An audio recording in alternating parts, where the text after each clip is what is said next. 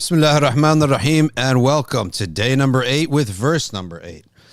أعوذ بالله من الشيطان الرجيم تكاد تميز من الغيظ كلما ألقي فيها فوج سألهم خزنتها ألم يأتكم نذير. What does it mean تكاد تميز من الغيظ? تكاد تتميز أي تتقطع. التمييز is something to be someone who's distinguished, someone who is different from everybody else. So التميز, that person cut himself from the group. So تتميز means تتقطع, to be cut up. And it says this meaning it would burst from the heat. So the location of Jahannam is described as like a volcano. It is about to burst.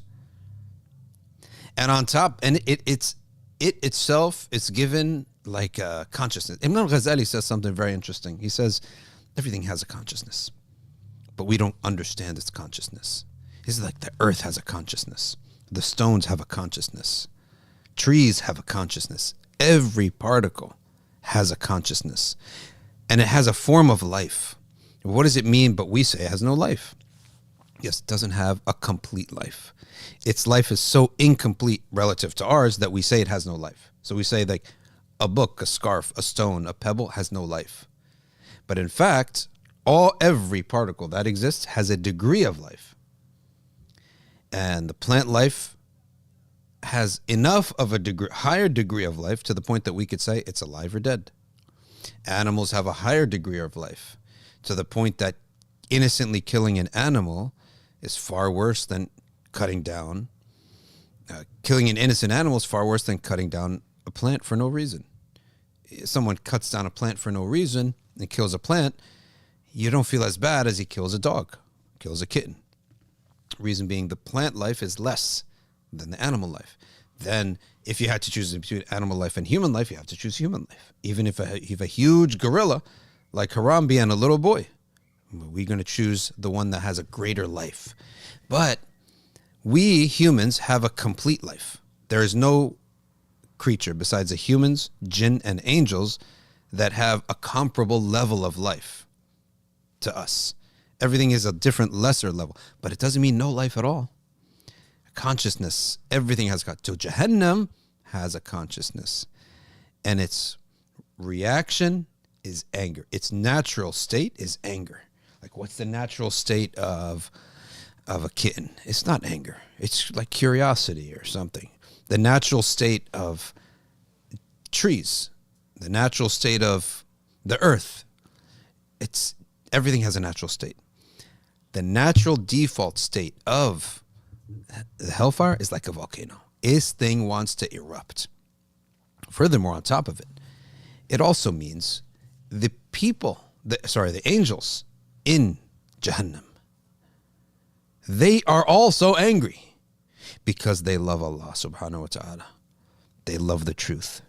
And they are presented with the enemies of truth. They're not presented with innocent people who didn't know and who tried to be good. No, they are presented with the most evil of creation, who deserve nothing less than eternal punishment. Now, so one of the plagues that Muslims have is that say, like, oh, he looks like a good guy. Yeah, but what information do you have? Oh, just because he has a different religion. What information do you have? Do you think you know better than Allah? Do you think you have more mercy than Allah? Don't make a jazm. A jazm means a certain claim about any individual. So we here are not talking about any individual. We are not allowed to say who's going to heaven and who's going to hell, except in terms of individuals, whom Allah told us. We know Abu Lahab is going to Jahannam. We know Fir'aun is going to hell. Abu Lahab is going to hell. Abu Jahl is going to hell. We know this. Nimrod. All these people, Allah told us. And we know the Sahaba are going to paradise.